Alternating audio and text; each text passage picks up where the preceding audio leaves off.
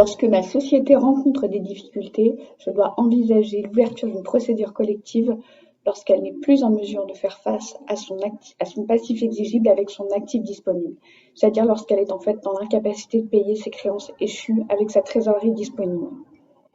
Les principaux signes d'alerte sont l'inscription de privilèges du Trésor public ou de l'URSSAF, l'allongement important des délais de règlement des fournisseurs et surtout l'incapacité à régler les salaires en fin de mois.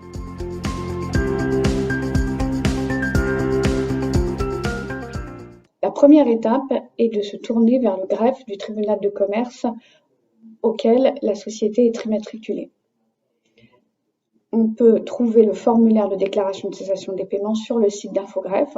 Il faut ensuite remplir ce formulaire avec l'aide de son expert comptable et aller le déposer au greffe du tribunal de commerce. Il est évidemment possible de rencontrer un avocat spécialisé préalablement à ce dépôt ou de faire appel à un administrateur judiciaire pour avoir une rencontre préalable avec lui.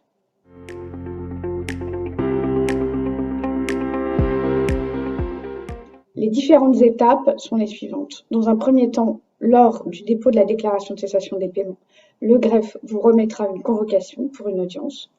L'audience aura lieu en général dans un délai de 10 à 15 jours après le dépôt.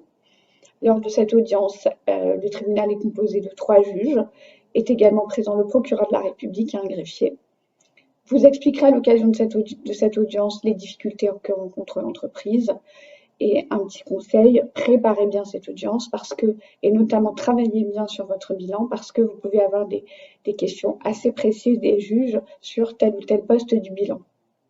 Ensuite, lors de cette audience, le tribunal décidera d'ouvrir soit une procédure de redressement judiciaire, si l'entreprise peut être sauvée, soit une procédure de liquidation judiciaire, si son redressement est manifestement impossible, ou si l'entreprise a déjà cessé toute activité.